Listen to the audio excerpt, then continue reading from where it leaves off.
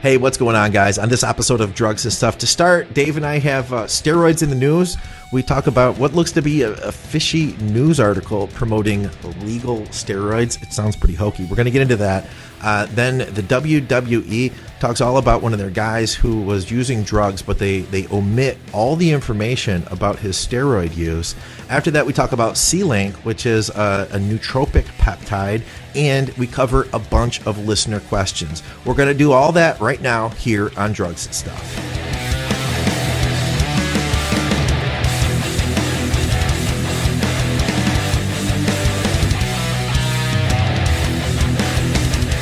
Hey, what's up, guys? Welcome back to Drugs and Stuff. I'm Scott McNally, and I'm here, as always, with David Stanley of the UK.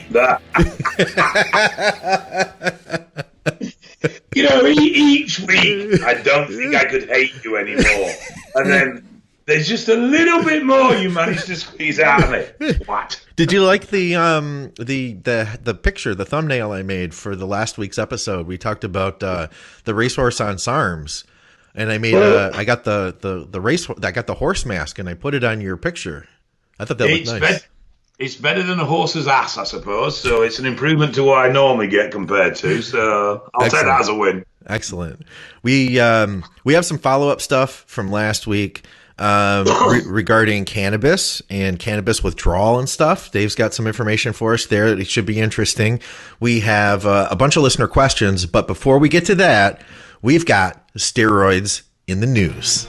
I think Dave just fell asleep. Oh, no, he's still with us. I'm here.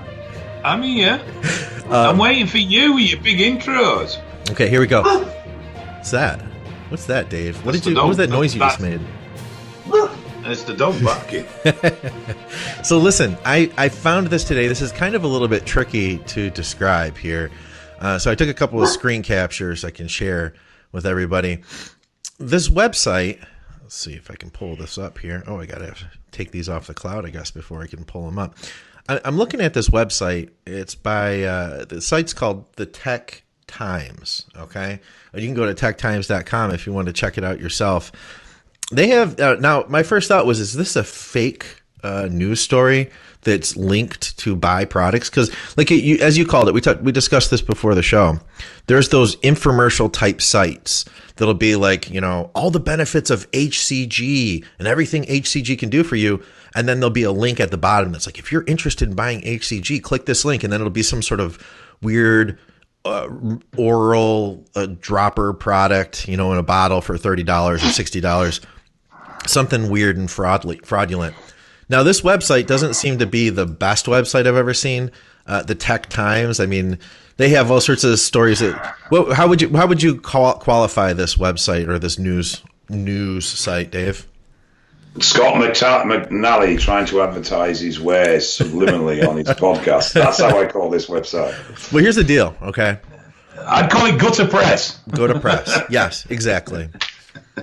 So I'm looking at this site here. I'm looking at this article. It says, legal steroids, are they safe to use? I'm like, okay. And then as I start reading it, I was reading this to Victoria.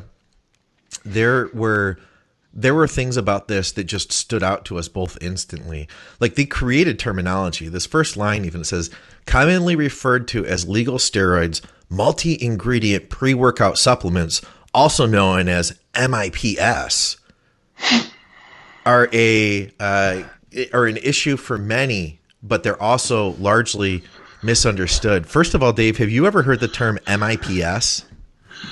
No. No. Right.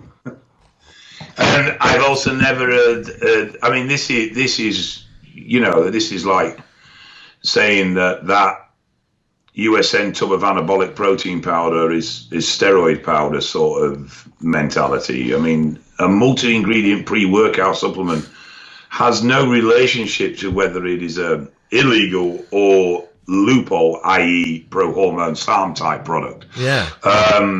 You know, there's no relation. This just sounds like wrapped up infomercials. Yeah. It really does. But there's still a lot of this shit goes on where you'll see these articles written by someone claiming to be whatever in their field, and you know, it's this, and this, and then lo and behold, at the bottom there's a link to the product to buy. Right. But this just sounds, I mean, I wouldn't say particularly scam, more just because I would. Well, hold on, because we haven't even told people. I told you about this a little bit more, but so far people only know about the headline. So as we get into it, it says, what exactly are legal steroids? The term legal steroids basically refer to a family of muscle building supplements. And then there's a link that says, read more about them here. I'll get back to that. They are different from illegal steroids, which are synthetic anabolic androgenic steroids that are made from a manufactured type of testosterone of the male sex hormone. That doesn't even make complete sense, that sentence, to me. No, it doesn't. It doesn't. I mean, yeah, you get what they're saying, and the gist of it is not incorrect, but no, it doesn't actually make sense. It's very bad wording. But, if you were somebody who's just reading the Tech Times and you were to come across this article and be like, I've heard steroids could be beneficial, and I wonder about these legal steroids. Maybe this would be an option for me. I could start taking this in the morning while I read Tech Times. You might not know that. You might just think you just don't understand it well because this is not something you learn about. You might think that the term MIPS is just like a trade term. That's just something we all know, but it's not. I mean, the thing is, the terminology around legal steroids came about around pro-hormones and peptides and SARMs and those sort of compounds. Right. And it was because, I mean, particularly with pro-hormones, because they were effectively steroids, but they took advantage of a loophole in legislation that allowed them to be sold as a supplement. Yes. Obviously, that's historic now, and particularly in the States, they've got a lot stricter on pro-hormones. They're still a bit grey over here. Are they? Yeah. Yeah, they're a bit of a weird.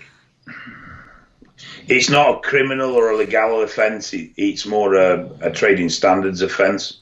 So it's more around the license to sell the product, that the product's not passed for sale in this country, rather than it is that this is a banned illegal substance. It's not that element of law that they deal with. Okay. But that's the whole legal steroid marketplace initially, and as time's gone on, that term has now really encompassed anything that you want to call a legal steroid, because one, it's not illegal, and two, you're claiming it has some form of anabolic action. Yeah. So now you've got supplements that are purely almost herbal. Yeah. That are being claimed as being legal steroids, which is just absolute bollocks. But obviously, the word steroid, brings up images of powerful muscle growth agents, and that's why it's used, and that's the whole reason why this terminology is put in these things, is because people associate large amounts of muscle growth with the term steroids. Yeah. Now, if you go into this further, it says how to use them. Legal alternatives are also in the form of a powdered drink or a capsule that you can take with your morning shake or just with water. They go in to explain all this. Now, mind you, too, this is in a news result. Google News. If you search anabolic steroids, Google News picks this up as a news article to help educate you about legal steroids. Now, but here's the deal. When you go back up to that top, it says read more about them. You end up with this website. Now, these guys are linking directly to this site to buy products like Decaduro, D-Ball, spelled B-A-L, D-B-A-L. I mean, these are like the worst possible. I mean, first of all, dude, these things do nothing, like absolutely nothing. But here's what I imagine is that somebody reads Tech Times, which is a semi, I guess, barely legit news source. I mean, they have articles about everything, about things that are happening with COVID right now, things that are happening with NASA. And then they have this article squeezed in there. Do you think this company actually paid for that article to be dropped in the middle of that? As far as I'm concerned, it's an infomercial. Mm-hmm. It is an advertisement that's disguised as an article to dupe those. The problem is with most of us is we don't read. We scan, we headline, we cherry pick, but we don't actually read. So, you know, a lot of people will react to headlines, and then when you actually read the article attached to the headlines, the story of the article is actually quite substantially different to the headline. The media is terrible for that because headlines grab people's attention. Yeah.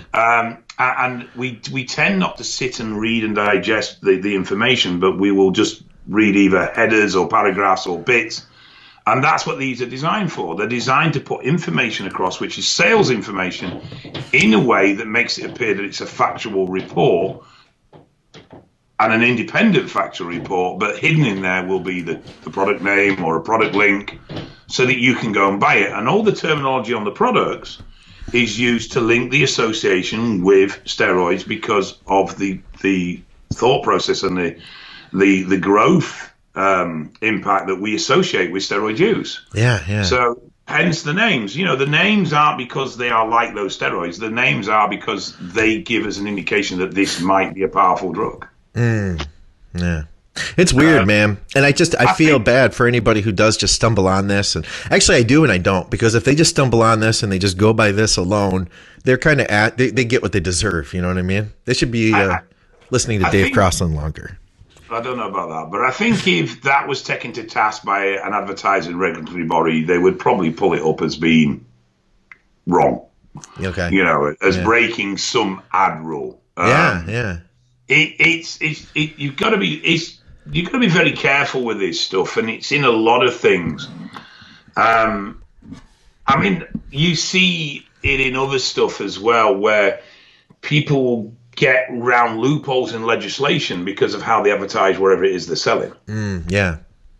So, you know, they'll put stuff that might describe a product in a certain way, but then, so they might, argument's sake, you describe a product as for trade only, but sell it in a package that meant you could buy it for home use. You know, so you satisfy the licensing around that product because it's for a specific trade, i.e. it's for electricians. Yeah. But you sell it in a format that is easily usable by the everyday person. So you then as a seller haven't broken any legislation because you're still selling a trade product to the trade. It's just you can't help it if someone who's not in the trade then purchases that product. Yeah, it kind of reminds me of when I talked to Rick Collins and they were talking about like the research chem thing.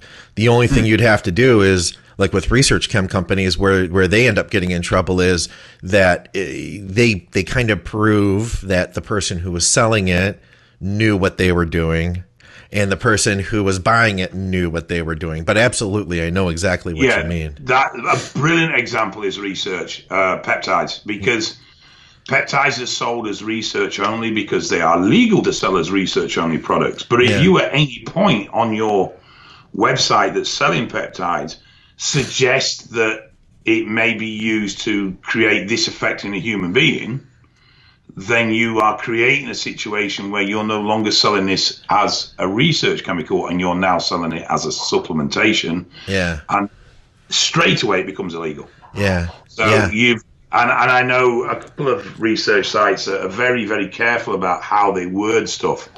And even down to the fact that they don't sell capsules or tablets, they sell pellets. Oh, okay. Because a pellet is a more of a trade terminology for a substance in a tablet form, whereas a capsule or tablet is more of a retail terminology in terms of supplements. Yeah, it's a vehicle for human consumption. Yeah, so, and they do things like that so that the wording keeps constantly pulling away from that these are in any way advertised for personal consumption or to aid you in performance. And they're very, very careful that they have no descriptions, but they may post links to research articles. I'll post the onus goes to the research then, not to them as a company for trying to promote something. There was a company that got hammered over here a couple of years ago now, Nucleus Research, that was selling SARMs and peptides and that thing. Yeah. And they jumped on it massively because they were selling cardenine. I think you told me about these guys. And all the press jumped on the cancer links through the studies we're gathering. I remember that. And it basically every headline ran, research company sells cancer-causing drugs to sports enthusiasts. You know, yeah, it's a load of bollocks and it's a bit unfair reporting. But it was because of how he worded the terminology on his website. He promoted these products for supplements, for sports use. And that's why they hammered him. He would not have got handled anywhere near severely if he'd just sold them as research drugs. That makes sense. All right, listen, one more thing I was going to mention. Since we can do this on the YouTube, I'll put a link to the conversation I had with Rick Collins. I think I can do like right up there, guys. You can click on that right now if you want to. Sure it's not up there? It's up there. Or is it down there? Anyway, I had a second news story to cover here. And this is interesting. I don't follow a lot of wrestling. Dave, do you? I feel like you could have been a wrestler. Do you ever think about wrestling? No, not really. You got it's something I've never got into. I'm so surprised, like with your size and the tattoos and. I did my senior year in America. Okay. So I was at Triton Regional High School in New Jersey. I played on their football team. No kidding. Yeah. And my best friend at high school, his brother got into wrestling. Okay. And he was on about, you want to try it. But I never did. I remember Ian Harrison having to go, because he had to go for a while, didn't he? I think so, yeah. Yeah, when he finished competing, he went into wrestling for a period of time. No, it's just something I've never. I used to have a hairdo like Dave Boswell. Who's that? American football player. He used to have a blonde flat top. Oh yeah. Was he for the Raiders? I think so. Yeah. Yeah. He named the Boz. Yeah, he was known for like tearing people down hard, right? I have no idea. Yeah.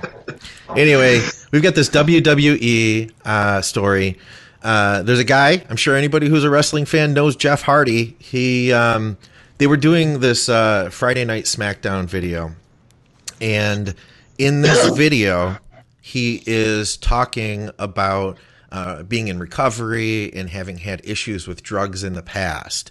And this is interesting to me. They edited out any reference to steroids. I guess that a couple years ago, he had been caught. It said, let's see, WWE chose not to mention Hardy's arrest for steroids in 2009.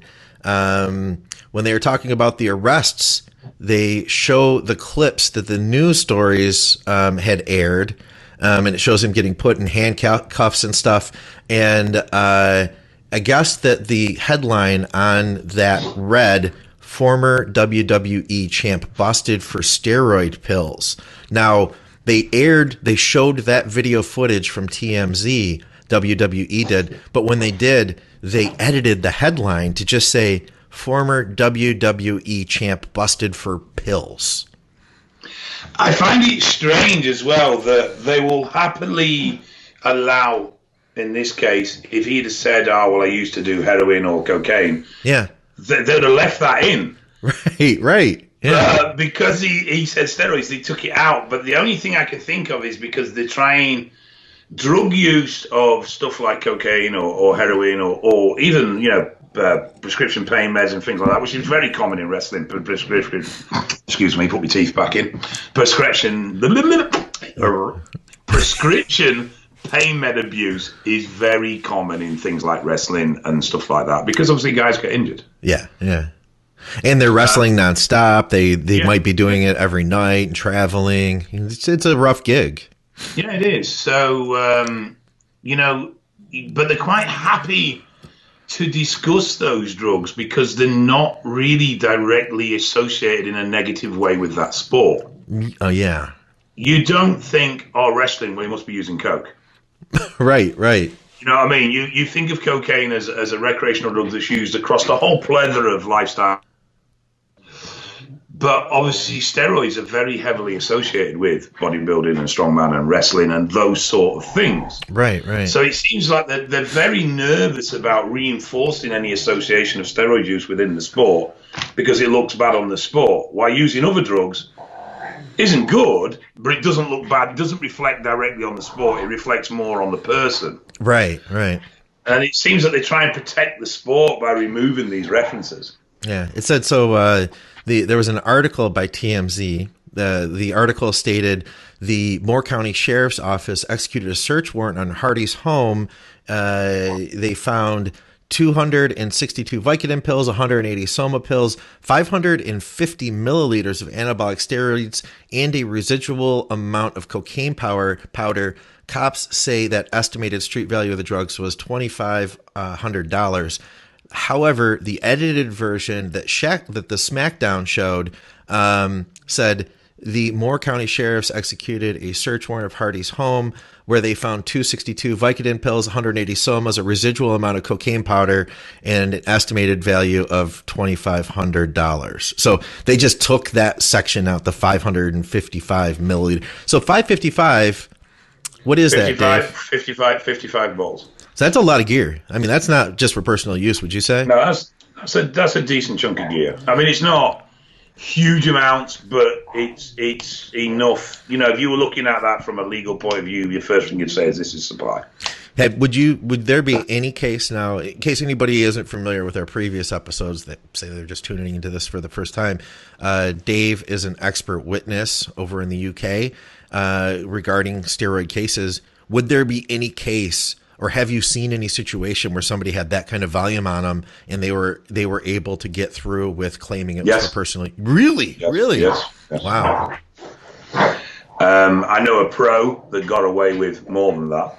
Really? Wow. Huh. But you've got to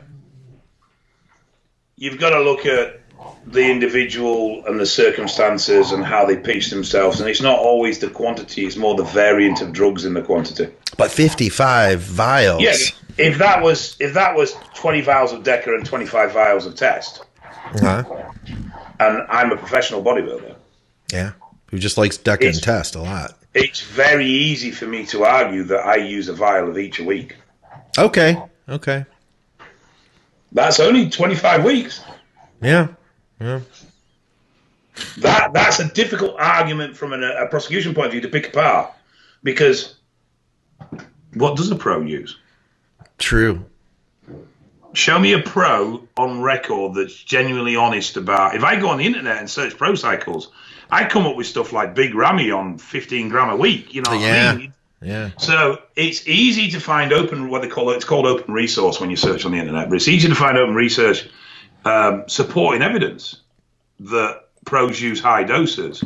It's a bit harder to find open resource supporting evidence that they use lower doses. That's a good point.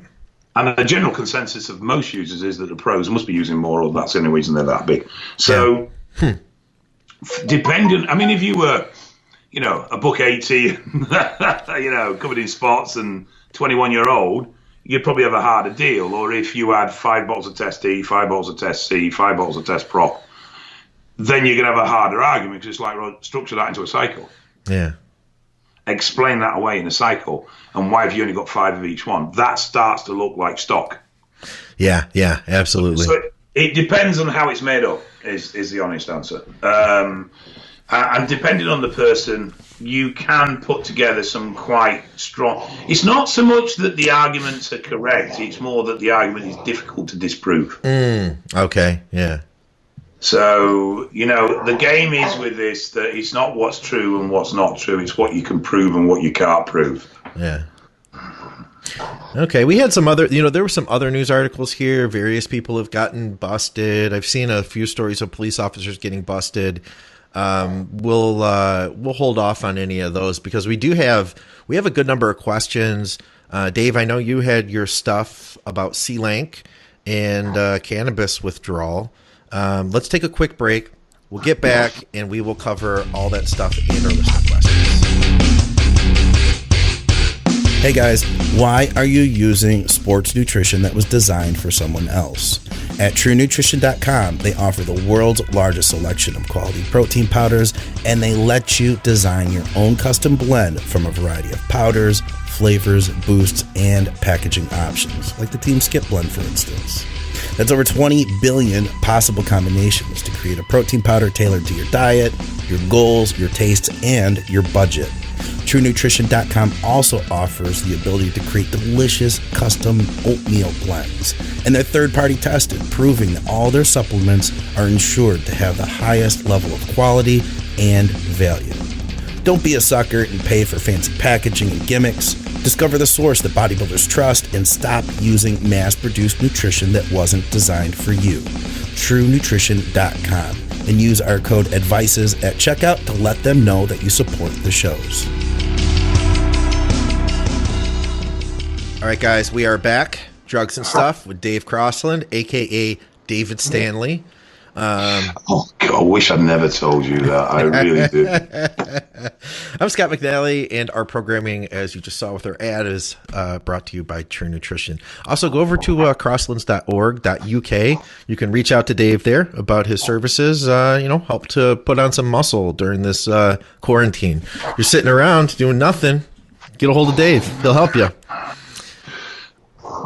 All right, Dave, take it away. Take it away. Last week, we talked about withdrawal, right? We did. We talked about withdrawal from cannabis use.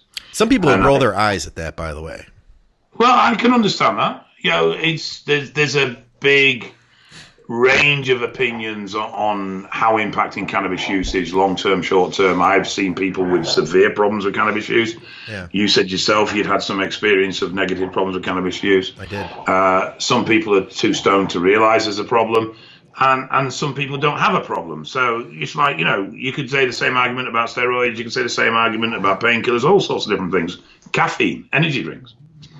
But Selank and C-Max are two peptides that have been used, and I think Selank was particularly used in some Russian studies to help people deal with anxiety and such problems coming off cannabis. Now, what we're talking about is people that are high-level users. We're not talking about someone who has a smoke now and again. We're talking about people that smoke habitually. Okay. So they're smoking every day, predominantly most of the day. Now, looking into, I couldn't remember what the peptide was, but when I had a quick look for it, I came across this little study which I thought was quite interesting, and it was a study on the pharmacological trials for the cannabis dependents. Okay. So this is basically chemicals that they have looked at to help people who are trying to stop smoking cannabis. And like anything in life, if you think you may have a problem with it, stop doing it. And if it's a problem to stop doing it, then you have a problem with it. Yeah. Very simple. So very simple test. So I probably, as we are well known, anyone that knows me, I cannot pronounce medical names for the fucking life of me. So I will get these wrong. But so the drugs were bupropion, and that apparently worsened withdrawal. Now that's an antidepressant drug. Okay. Nefazodone, and that improved anxiety issues when it was dosed at 450 milligrams. Fluoxetine, that caused a reduction in cannabis use. Yeah. What was that? What kind of drug is that? That's an antidepressant. Okay. Now, this is a bit of a weird one because this is leofexidine and THC. And it says reduce withdrawal. Well, obviously, if you're taking THC, it's going to reduce withdrawal because Absolutely. you're still getting THC. So that seemed a bit of a stupid fucking study did that to me, but never mind. Nefazodone and bupropion had no effect. Baclofen or metazepam had no effect. And fluoxetine on another test, but at a lower dose of only 20 milligrams, the previous one was at 40 milligrams, had no effect. So it would appear that certain drugs are dose dependent. Fluoxetine. That's our show is brought to you. This episode is brought to you by fluoxetine. Fluoxetine, yeah, fluoxetine. And that too. Yes.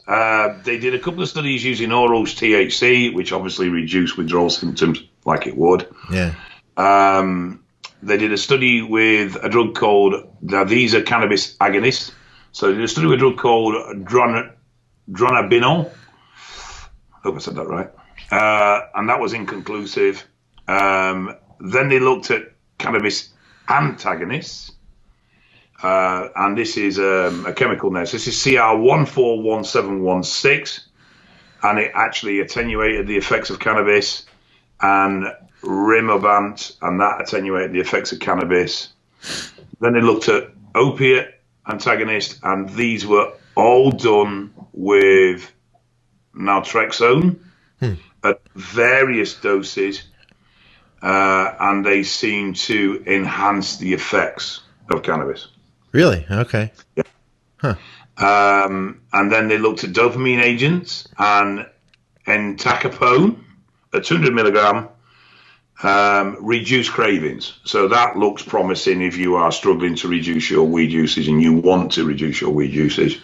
That looked like quite a promising drug, and that study was by Schaffer in 2009, and it was dosed at 200 milligrams. N-acetylcysteine. Yeah. This is a bit of an odd one. Basically, it's a shit study, I think. They dosed it at 1,200 milligrams. Which is what I take every day, NAC. And it was self-reported at reduced usage, but urine cannabinoid levels didn't change. So No, I quit. Totally quit. Yeah, I'm good. Yeah, that NAC worked. I took vitamin C with it too. It helped. And then a drug called atomoxetine, which is a norepinephrine reuptake inhibitor, and that did reduce cannabis use, but it had shitloads of side effects. Huh. What we got now? Busin. Well, what are we getting? I'm kind of confused here, though. What, you're just reading off a list of things that have been tested? Basically, it was an overseas study. It was a collection of studies that were reviewed as what drugs were effective helping people reduce their cannabis use. I see. Do you have you know what? Send me that link. I'll make sure I put that in the show notes. You don't have to do it now, but yeah, I'll make sure we get that in the show notes if anybody was interested in looking into any of that stuff.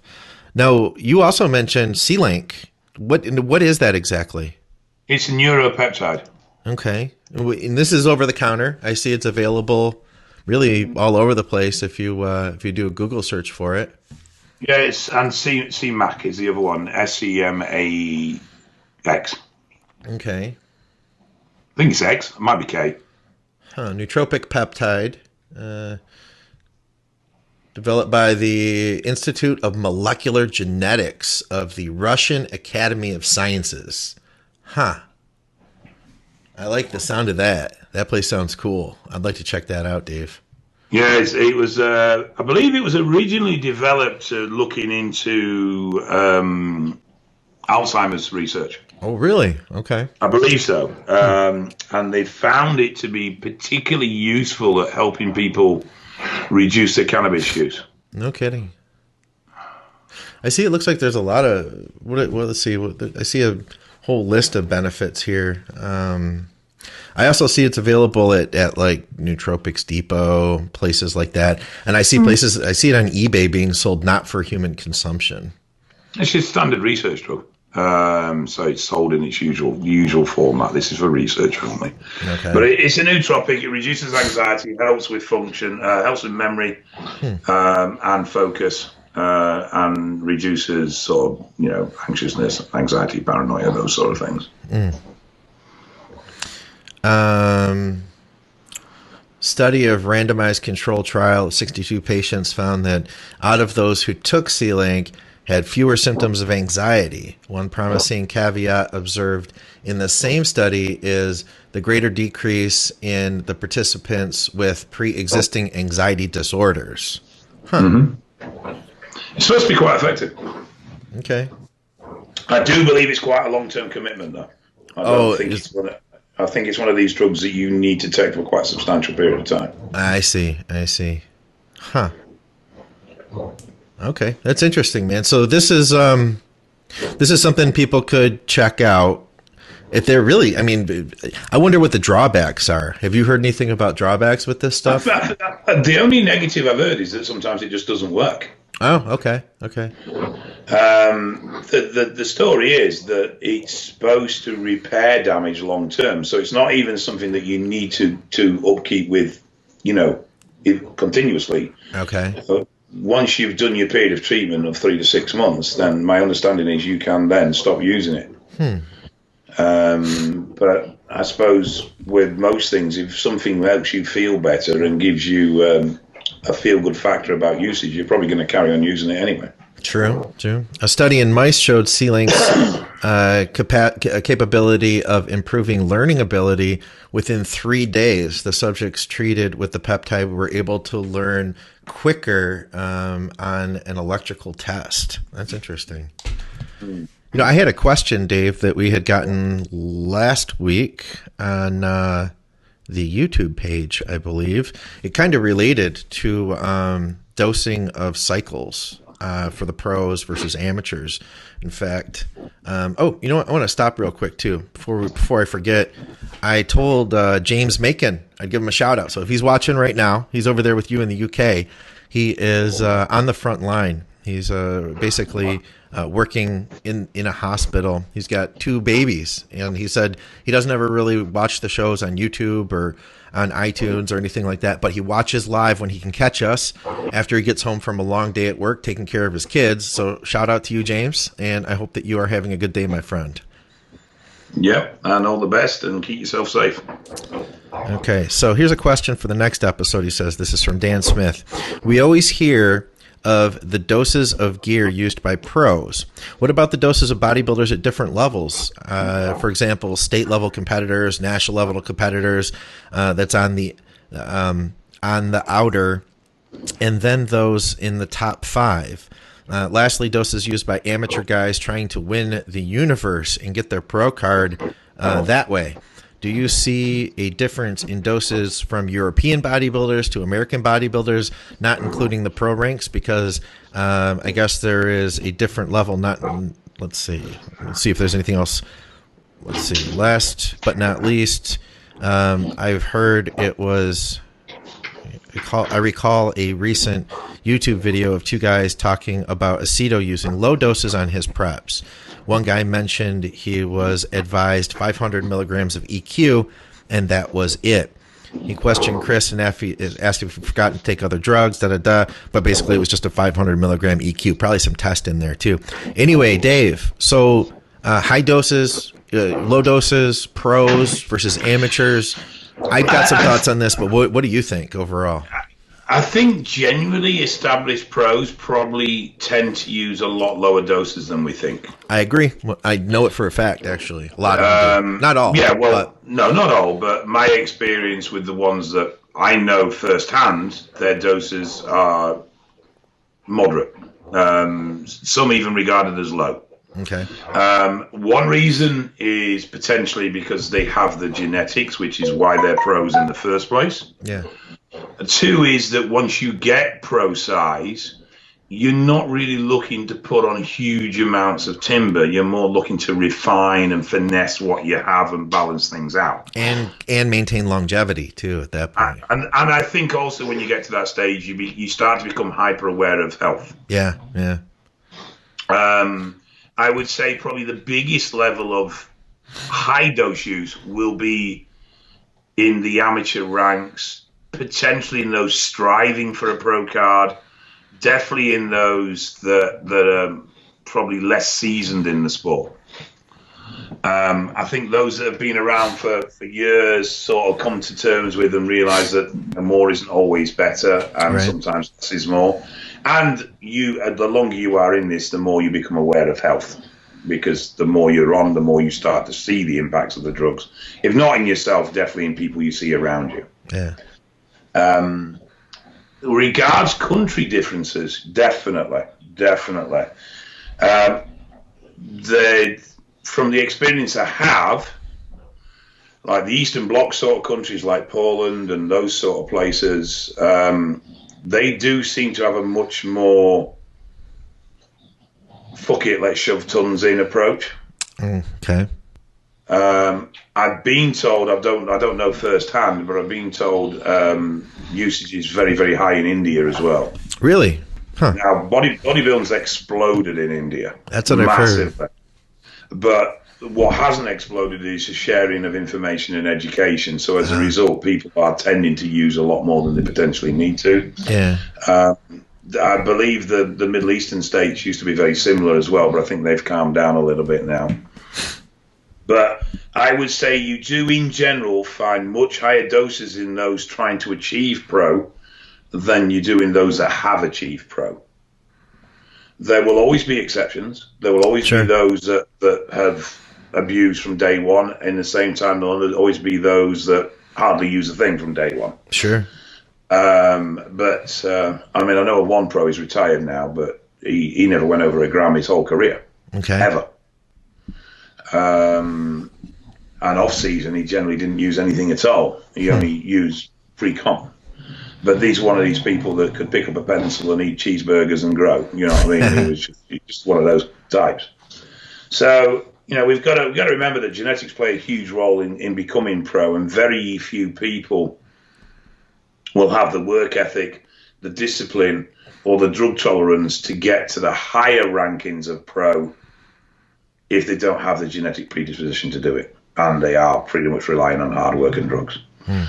But definitely in those striving to achieve, you see some very high doses.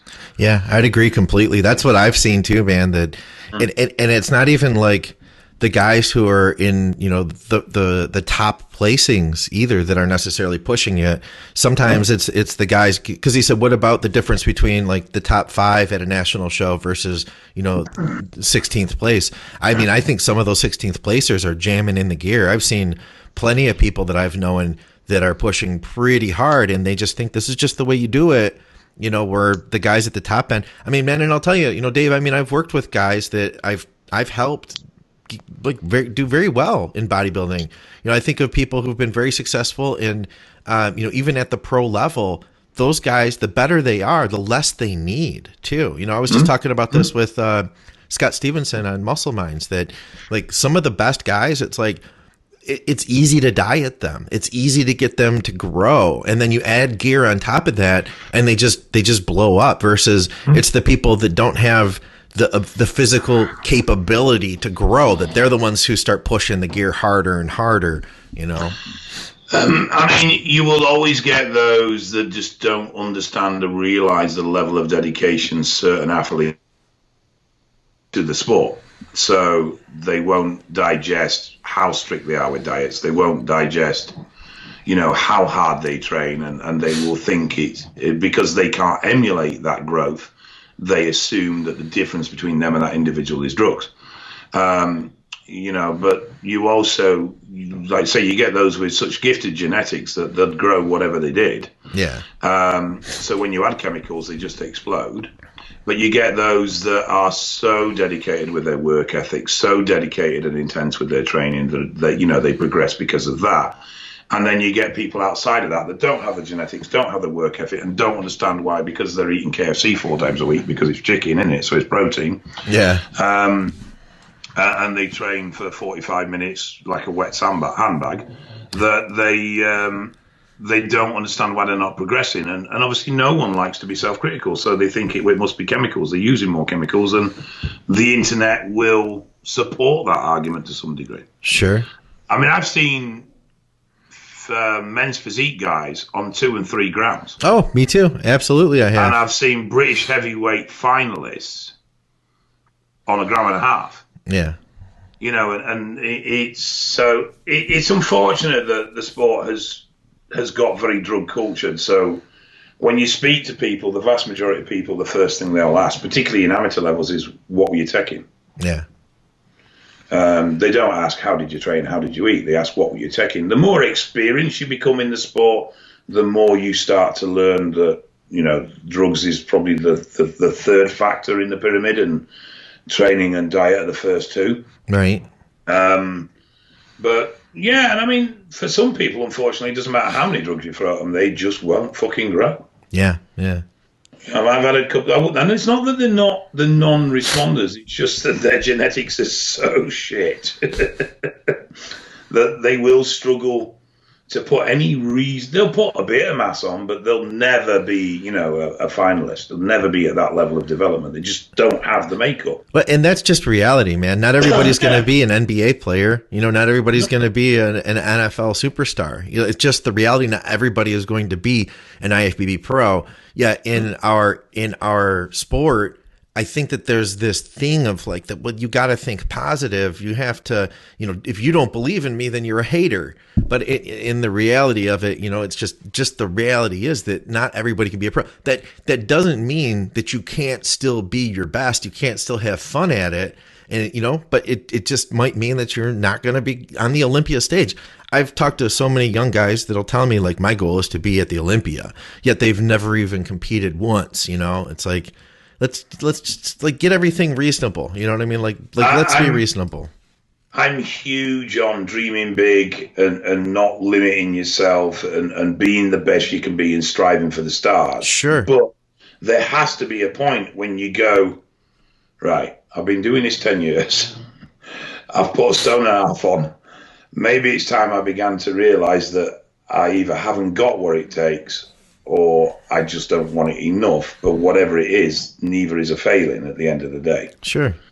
And there's a fine line between encouragement and blowing smoke up people's arses.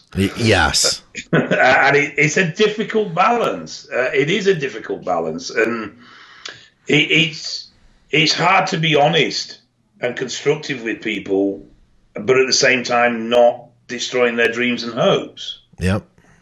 It's difficult to be a realist, particularly about yourself. I mean, I am never in a million years going to run the London Marathon. It is never going to happen. I don't have the mental makeup to do that shit. I hate it. It just fucking bores me stupid. And I learned very early on that if I was to be competitive as a bodybuilder, I would spend half my time absolutely hating what I was doing. Yeah. Because I hate dieting and I hate the way I feel in the gym when I'm dieting and I hate everything that comes with that. And I'm uncomfortable standing on stage. I'm uncomfortable in that position. Yeah. I don't enjoy the process and I don't enjoy the end result. I like the look, but I don't enjoy the physical end result of having to stand on a stage. I hate it. Yeah. Well, there's people out there that would love to do it, but they just physically can't. You're talking about like the mental makeup of wanting to. I mean, there's people out there that are like, well, I really, really want it, but it doesn't necessarily mean, that it's for you. And that's not a knock on you whatsoever. So I'm never going to be a sprinter. I'm just not built for it. I just don't have the physical makeup to do it. Not with that attitude. Exactly. All right. We got a question here emailed to me.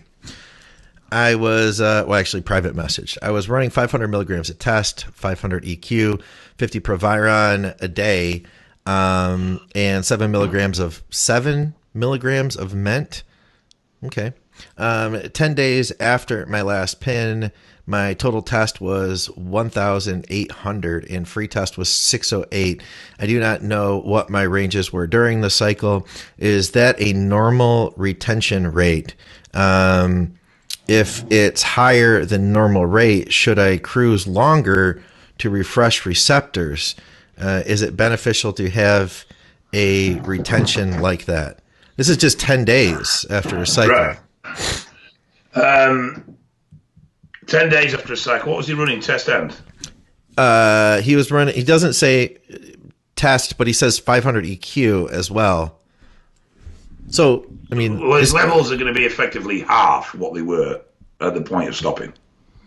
Well, even the EQ is longer, so I mean, possibly half, but 12, 14 days in it. So, but the point is, he's going to be about half of what his peak levels were, maybe slightly above that. But so, I don't think his levels are particularly anything unusual.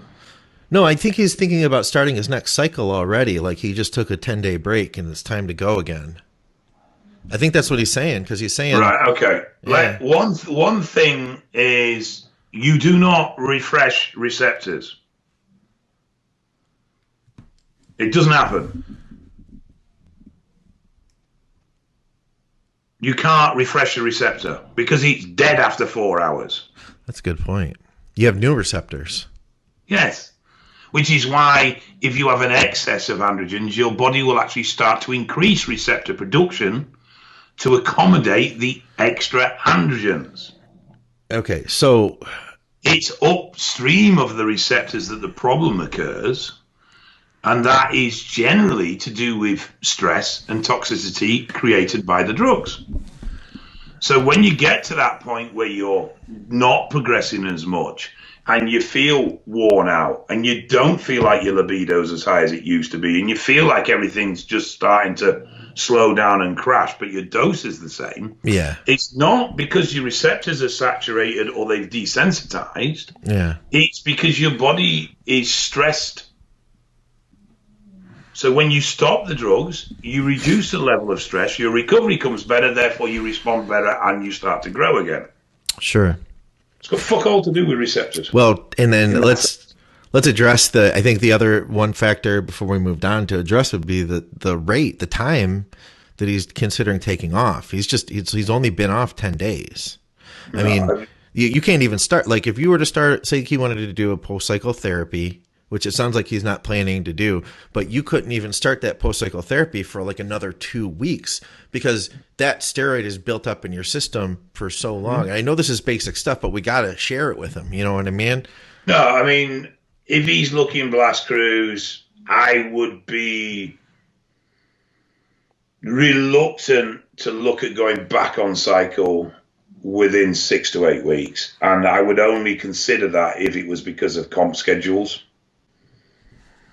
Generally, I'd want them to be cruising for a little bit longer, get bloods down, particularly get health markers well in range, and just have a period of time of just being effectively natural, even though you are still on TRT. Yeah. If he's going back on 10 days, 2 weeks after coming off cycle, he's effectively not come off. No, absolutely. And any negative impact that the drugs are having is just going to be compounded. There's going to be no recovery on a health point of view at all. Yes, his levels will drop for those first 2 weeks, but you know he's not going to. His body's not going to have any real state of recovery. Yeah, and it's just going to compound problems. And the thing is, you keep doing shit like that, you'll get to a point where I am having to deal with something after today's show, where someone has put themselves in a position and they finally had their bloods done and they're a mess. And I mean mess, as in we will need to have a discussion about immediately stopping the usage. Altogether, huh? Well, TRT, PCT is not going to be an option, so it'll be TRT, but levels are particularly high in certain areas. And this is just because they haven't watched their bloods and they haven't had enough downtime. Okay.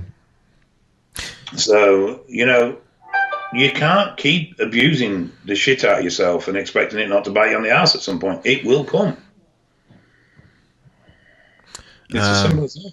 How about, here's a quick one. How about pituitary gland in growth hormone production after HGH use is discontinued?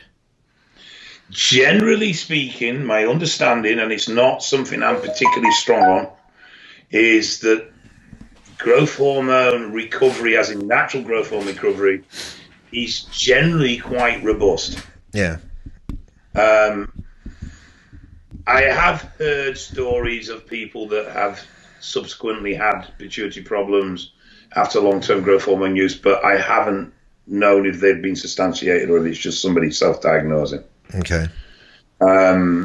So in my experience, as yet, I've never come across anyone with a growth hormone production problem post-use at any point. And my understanding is that the same with our thyroid. In general, they are pretty robust at recovering post-suppression.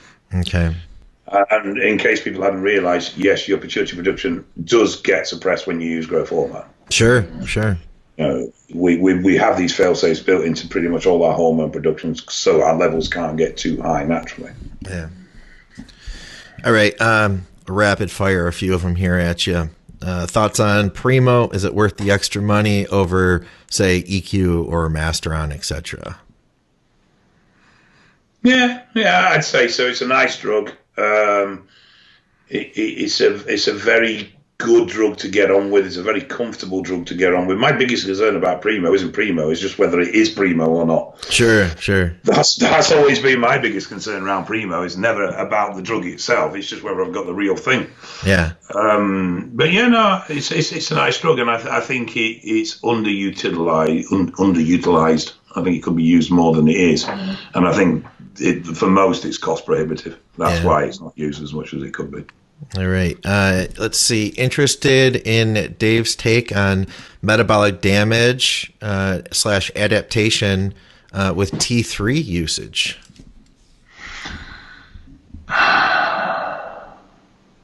This is probably better for Scott. Yeah. Scott Stevenson. I'd be curious to hear what he had to say about it. I can tell you that I think one thing I'll throw in for while you're thinking on it, Dave, is just that I think that one of the keys with everything is being careful with, being respectful of what you're doing. And if you were not abusive, if you keep it, the way to minimize damage would be to use the least amount possible. I'll be completely transparent and say that the first time I used T3, I was reading message boards that said you take it up to 100 micrograms, which I did, and it was not a pleasant experience. I got really terrible pumps.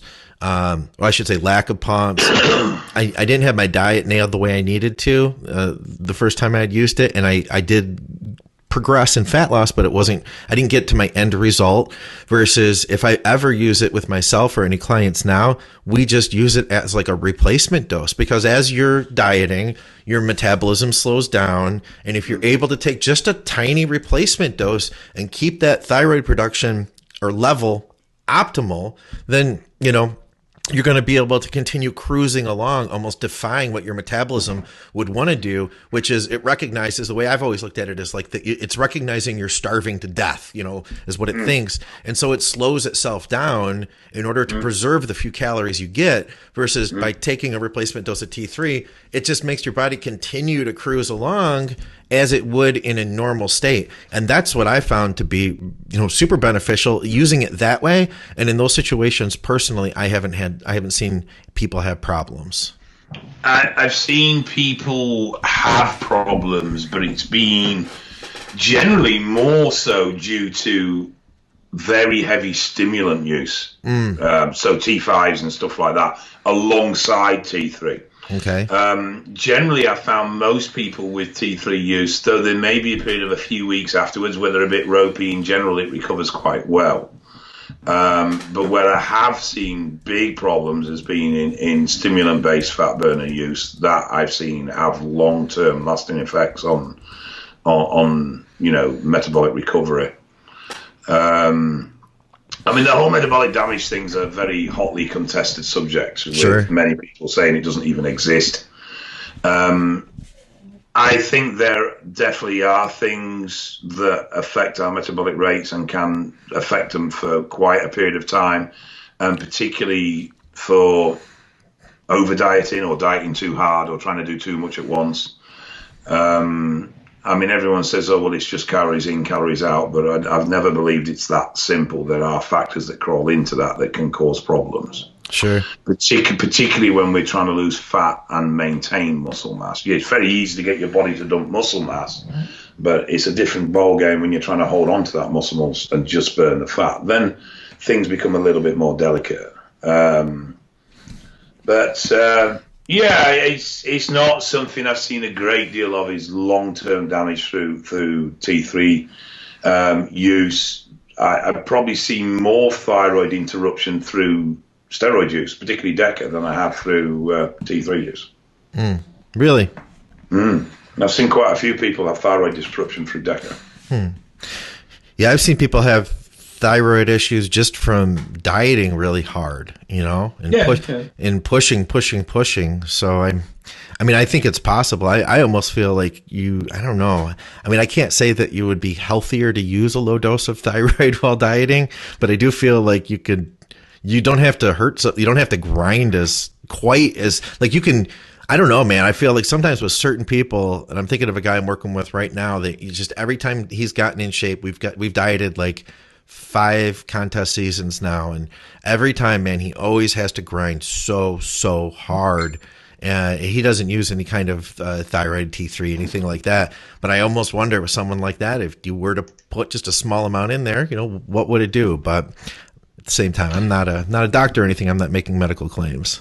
No, but I think you're right in the same way as when you're pushing very high food, a little bit of insulin can just take the pressure off the beta cells. Yeah. I think the reverse is in when you diet. When you're proper dieting hard, I mean, it's a big problem with women is hormone disruption when they're dieting hard and they've got very low body fat levels. And obviously it does have an impact on males as well. So, yeah, I'd go with that as a low dose supplementation in order to just keep things optimal when you're dieting hard. It would be beneficial without doubt.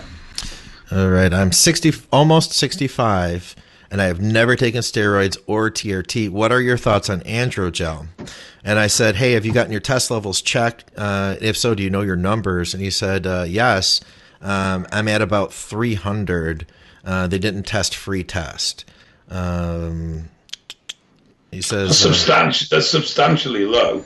Yeah. Well, I would have thought it's his age that's going against him in this case, isn't it? Because he's probably viewed as being a little bit too old for TRT, whereas he was taking. But the thing is, the TRT cultures over here and over there are very, very different. Okay, you could be too old. Over here, definitely, yes, definitely. No kidding. If you were 65 over here reporting low levels, chances are you just get told it's because you're old. Fuck off and be old. That's bullshit. But over there, you're much happier to improve the quality of somebody's life with supplementation if possible. Absolutely. Huh. Gels have their place. They do work. They have a poor absorption rate and a poor bioavailability. Sure. But they aren't without the users. And if he's that level, then I would have thought in the States he would easily qualify for support anyway, as in, to get a doctor to prescribe. So yeah. There wouldn't be a major issue. So is he going for gel because he doesn't want to inject? Is there a particular reason why he's going for gel, or is he just trying to self-admin? Maybe his doctor is telling him, we can get you a gel. Because that's what they want to do. Doctor wants to keep you away from the needles. I think it's just easier for them to be like, here's a pack of gel, put this on twice a day or whatever. They're not. They're a bit inconvenient, but they're not. They do work. They will raise his test levels. Oh yeah. In fact, when we had Adam Lamb on here talking about TRT before, his company uses a gel or cream or something, and he said that his argument was that, and I bet you would appreciate this, fluctuation of levels, that a youthful male is going to have levels that are constantly up and down versus using a TRT shot once a week. You just boom, and then it's just it's a line, Yeah. So without doubt, daily application or twice daily application in any form of is going to be closer to mimicking natural responses to testosterone, without doubt. Yeah, and there's less need for AIs, from what I understand, when you use that method. Yeah. The more frequent you inject at a smaller dose, the less. It's all about keeping your levels within that range. Yeah. As soon as you start going out of the range, either top or bottom, you start creating management problems. As long as you can keep in that range, and if you're doing injection, that means frequent injections. Yeah. I used to be a strong component of one shot and allowing it to drop off. Yeah. I've since changed my mind with that, and I'm much more now about small doses more frequently. Okay. Let's see. We've got a few more here. One more here, and then we have some on the live feed. Let's see. Louis Zito. By the way, guys, anybody who wants to ask questions, join us over at the Advices Radio group over at Facebook, or you can post up questions right in the YouTube page, on comments. That's cool. Would using EQ instead of test be a good idea for those with acne issues? Any benefits or downsides to using EQ instead of test? Thanks.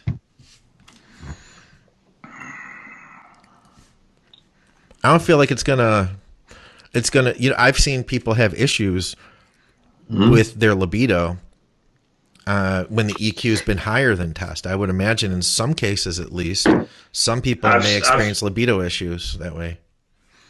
I find EQ, take away the blood elevation, which I'm always very concerned about because it's what I see most prominent in users as a problem is thick blood. Yeah. Which obviously EQ does cause. it seems to be a very odd drug in the fact that I know people take EQ and it kills their appetite. It just stops it dead. And others, they can't stop eating when they're on EQ. What I'm not a fan with is using anything for TRT or going away from that simple base that our bodies produce testosterone, which then converts to DHT, and testosterone that then converts to estrogen to create our hormone palettes. Sure. So to me, whatever cycle you do, at least the TRT level of that hormone replication needs to be in place. I like that idea too. I do. I'm uncomfortable with doing anything that moves away from that. And though you may get periods of time where you're okay with it, I don't think long term it's sustainable. And that's why I'm against the DECA only cycle. It's just that same. We were designed to operate on test, estrogen, and DHT. Yeah. So whatever you're doing, be it cruise or be it dope cycle, you need to replicate those elements to start with to maintain health. Whether you push those elements higher or overlay those elements with another type of compound, that's your choice. But I still feel that you always need that base in there. I totally agree. This is a good one. It's a training question. I like this. How do I make the mind shift from less is more? Wait, the mind shift from less is more. I think he's saying going to the mindset of less is more. From training 6 days a week to training 3 to 5 days a week, making improvements and enhanced recovery. So he's asking, he's doing a lot and he wants to try to, here's the thing, Dave, we really promote here a network as a whole. Everybody I think on these programs always is promoting to try to get the most out of the least, whether it be in drugs, whether it be in your training. I think that a lot of us, including myself, have gone to, getting more out of less sets and less exercises, less workouts in general. Man, I'm only talking with Scott about this week, weren't you? Yeah. So I went from at my peak doing 3-hour back workouts to now I do a back workout that lasts 45 minutes. I do it twice a week, and all I'm really getting out of it is maybe 6 sets, 7 sets, 8 sets tops per week, and that's in 2 workouts. So it's not quite Dorian style, but it's not too far off from that. I maybe do 2 exercises, 2 sets per exercise. It's like anything in life. The more you do it, the better you get at it. The more proficient you get at it, the less time you waste doing it, and the more you get where you need to be quicker. Yeah, exactly. So, when you're a runner, you get more proficient at conserving energy so that you can run longer distances. When you're a sprinter, you get sprinter, you get more efficient at laying the power down so you can sprint faster. Yeah. As someone who trains in bodybuilding, you get more efficient at stimulating the muscles, so you require less sets to get there. Yeah. The basic premise of training is that you break down muscle fiber, which then in turn is recovered and then grows a little bit more to compensate so that next time you're faced with that load, you handle it better. You can break that down with intensity through either heavy weight or intense style training, or you can break that down through fatigue, more volume, where you'll wear through the initial surface fibers and then go deeper and deeper into the muscle to recruit more fiber to continue performing. If you're going from a high volume style workout into a more intense short volume or short duration workout, then there's going to be a period of time where you need to adjust, and there will be a period of time when your workouts are shit. Yeah. Now, what I found the best way of dealing with this was to set boundaries on how many sets I could do. Okay. Now, it was frustrating initially because it may be, if I've gone from doing a 30, 35, I've never particularly been a high volume trainer, but if I've gone from doing a 30, 35 set back workout over 5 exercises, 7 sets per exercise, and I've gone to a 14 set back workout over 3 exercises, then what I would do is, right, I've got 14 sets in which to do this workout. If at the end of that 14 sets I didn't feel like I'd achieved the stimulus I wanted in my back, I would just force myself to walk away. That way, next time you came back, I was pissed, and I wanted to make sure it counted. Yeah. And you will learn. It takes time, but if you limit your sets and don't allow yourself to compensate, then you just learn to get more out of the sets that you're doing. You know, if you've got a limited time doing something, you'll make the most out of the time you have doing it. You won't waste time. Where if you've got unlimited time, you then to do a bit more fluff. Yeah, absolutely you do. Yeah. So, I mean, I was always very, very similar. In the first couple of sets would be a piss take. It'd be a bit of a warm-up. But it would. So I know what you mean. But the maybe training partner, you jump on the bench, you start pressing. How was your day? Not so bad, mate. How was yours? Yeah, what's going on with it? Yeah, what's going on with that? You know, and the first couple of sets were that. Then the third set, there was a little bit more effort. By the fourth set, we were working. By the fifth set, head was down. Yeah. And then it never got lifted. Yeah. That was it. We were in. And that was it. That was business then to the end. And that was typical how my workouts ran. The first exercise was always a few more sets than the rest because I knew I had these wasting sets as I got my head into what I was doing. But I think if you're going to move from high volume to low volume, you're going to have a transition period. It's probably going to be, it could be as long as 4 weeks while your body adapts, particularly for certain body parts that you may struggle with. Yeah. And you need to start switching your focus from a case of just grind the fucker into the ground to making every rep count. Yeah. Your reps become more precious because you've got to get the most out of them because you don't have many. But the only way you're going to do that is be disciplined about the number of reps and sets you use. Yeah. And if you don't get it, tough shit, you'll have to walk away and come back next time. If you keep compensating, you'll never break that habit of the high volume approach. That's what a lot of the DC training approach was about, you know, that you were so limited. You have that constraint. Now, I tried that early on before I was ready for DC training. And for me, it led to me getting hurt because I wasn't warming up properly and I wasn't able to bring that level of intensity. The best I can tell him is this is something like you just mentioned, Scott Stevenson and I, we talked in depth about going to a lower volume approach on the latest episode of Muscle Minds. If you're watching this live, that'll be out on Thursday. Can't remember which episode number that's going to be, but we talk about the transition I made from multi-hour back workouts once a week to shorter abridged back workouts. For me, Dave, I didn't do that. I did not limit myself and say I'm only going to do 2. I just kept getting better and better at intensity. To the point for me, it ended up being a matter of saying, well, okay, I did 2 sets here and that was enough. So I'm going to stop. I initially started splitting my back day up into 2 workouts, instead of doing like 16 exercises, 16 sets. I did 8 sets. Now, these are working sets you're talking, not total sets. See, I was talking in total sets. Okay, yeah. But then instead of doing 16 working sets, I did 8 on one day, 8 on the other, 2 exercises of 4 each. And over time, I was like, well, I feel like I did okay with 3. I don't need to do 4, the 4th one. And then over time it became, okay, I think I did okay with 2, and then that's about where I leveled off.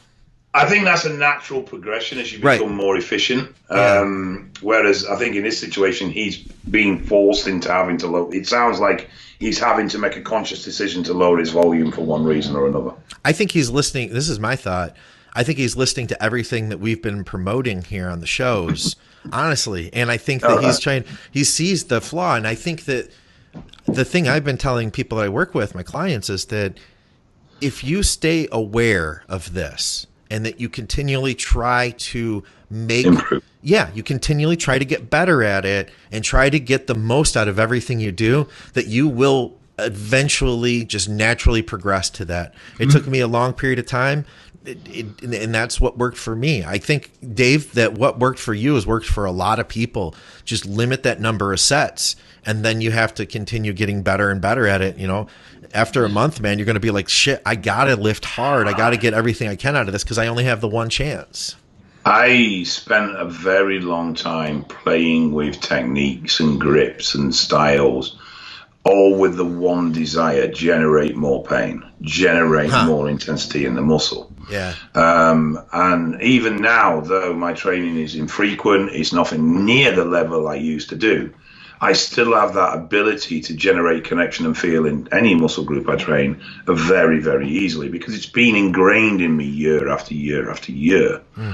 And the more efficient you get with the training, the more time out of the gym you have to recover, the more efficient you use your calories, in that you spend calories in the expenditure of energy in order to create the stimulus to create the muscle growth. Yeah. So it's very much like, my initial training, I was driving down the freeway in first and second gear. Yeah.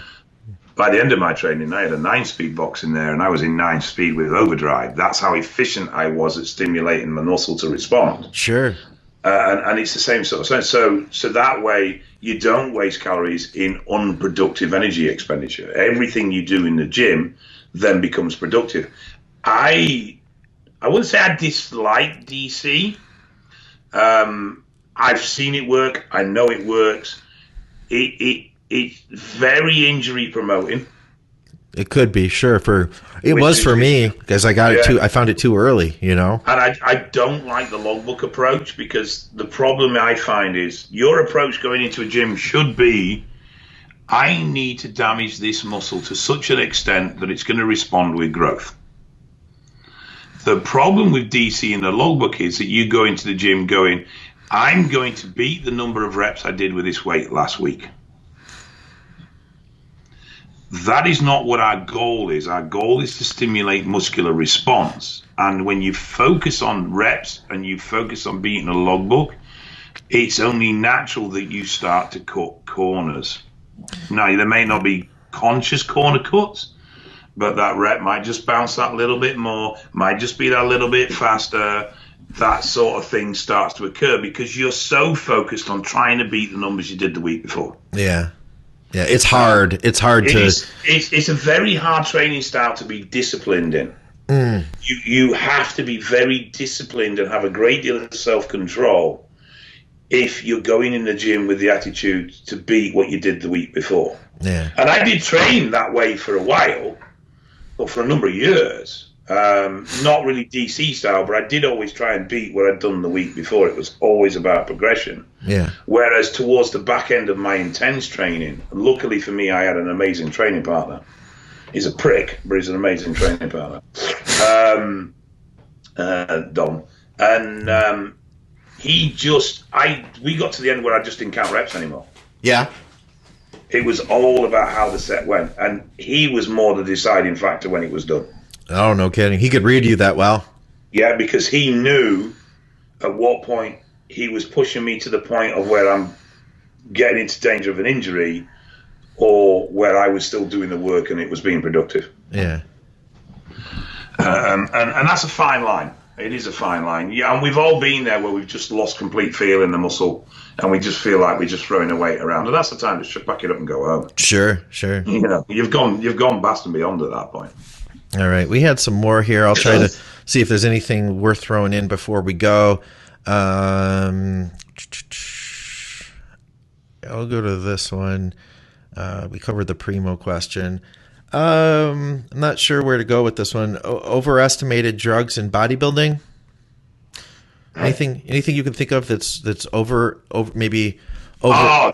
That's got a better reputation than what it actually is. Yeah. Growth hormone. Yeah. That's it. Yeah, I'm with you 100%. Potentially probably insulin as well. I don't agree with you on the insulin one. I don't because I do think, and we've talked about it before, I get where you're coming from. My thought is that if you're shuttling more nutrients to the muscle, then it gives the muscle more chance to grow. I get your point. Uh-huh. But my argument is feeding the muscle is not what makes it grow. Stimulating the muscle is what makes it grow. Feeding provides it with the nutrient in order to do so. But what if you feed it with more? Yeah, so okay, well, I'm going to build a house. Okay. So I've ordered 10,000 more bricks than I need. Does my house get built any faster? Maybe your house get built bigger, Dave. Does my house get built any faster? No. It's down to the fact your growth is based on the stimulus you create. Okay. Now, if you've created as much stimulus as you can, then yes, insulin is going to be helpful because it's going to ensure a an ultimate or an optimum supply of nutrition, which means you're going to have all the raw materials you need to build that muscle. Okay. But if your stimulus is not great, then it doesn't matter how much insulin you throw at it, that muscle is not going to grow anymore because it has no desire to grow anymore, no need to grow anymore because it's not received the stimulus in the first place. Okay, let's go the other direction then. Somebody comment. I'm looking at it here. I'm notorious for misreading things. Me, you both. Walter said, I think he said underestimated, and I double checked. He did say overestimated, but let's go that way. What's the most underestimated thing in bodybuilding? Old school.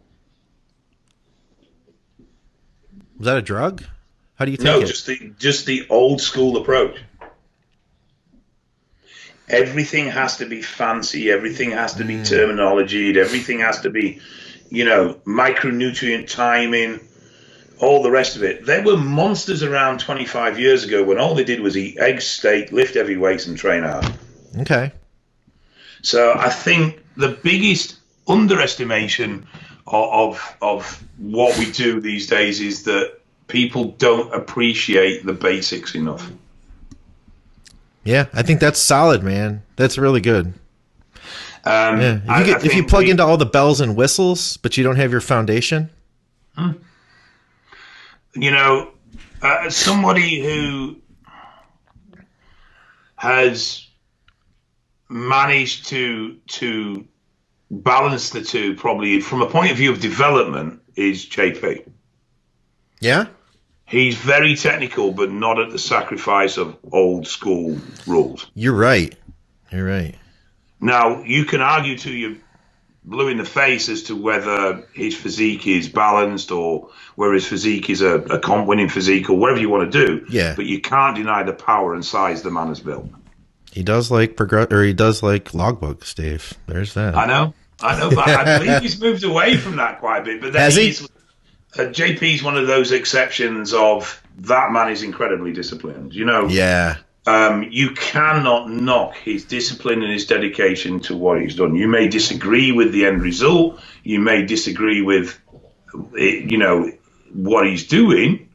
But you cannot take away how disciplined and dedicated that individual is to what he does. Yeah, he really is a marvel at that, It's not for me. I think I was obsessive. JP's a whole nother fucking level. Yeah. But I just think people look at the basics and it's boring and it's tedious and it's nothing special and it's not fancy and it doesn't have a name with 33 million letters and numbers after it, and it's not got 4 of the latest studies attached to it, and I'm not having to microbalance half an asparagus tip at 3 o'clock in the morning along with 2.2 grams of this amino acid and 0.5 grams of this drug, and it's like, so it can't work. No, actually, lift shit up, put it back down, and eat decent food, and you'll fucking grow. Yeah, I like that. And I do think that the old school ways are very underrated. I still, to this day, have not found a cycle that is not more productive at just building straight old-fashioned raw mass than Test and Decker. Yeah. Yeah, and I mean, if you could take that to the gym too. I mean, has there been anything that's been produced that's better than a barbell in dumbbells? You know what I mean? Like it's not the tool. It's how you use the tool. The only advantage machines have given us is that they've allowed us to target the muscle with less technique. Yeah. And I think that's where machines have their place, in that we don't need to be as mastery as technique in a chest press machine as we do in a bench press in order to get the load to hit the chest. Sure. And so that's where machines are a big advantage, because they allow us to get better stimulus of the target muscle without developing the necessary technique we would probably need if we were using dumbbells or a barbell. Yeah. But apart from that, people don't learn the craft anymore. And that goes back to what we're saying about feeling it. People don't learn that craft of engaging the muscle and getting the mind-muscle connection and learning to feel the movement anymore. Yeah. And yet, if you spent a year and a half dedicating yourself to learning the techniques and improving your mind-muscle connection and your responsiveness to an exercise, and really learning the big range of exercises that actually are available. And this lockdown has actually brought out some really old school movements that have sort of lost popularity because people don't have weights. I was just thinking about that. Yeah. Yeah. You're seeing stuff that's not being done, like barbell hack squats that haven't been seen the light of day for 20 years. Yeah.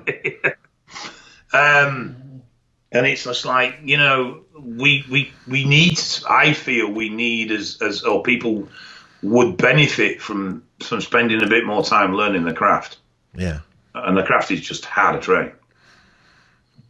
And most of us assume we can train, and most of us assume we can train hard.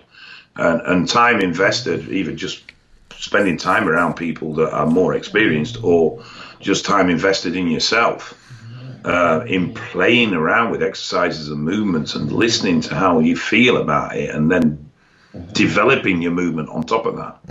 It's time well spent. Absolutely. All right. Well, I think that about wraps us up here. We're about out of time. Guys, once again, head on over to crosslands.org.uk. You can reach out to Dave over there. Check out our great sponsor, True Nutrition. You go to truenutrition.com. Use our code ADVICES. Dave Crossland, cheerio. I've got a doggy under the desk. Bye.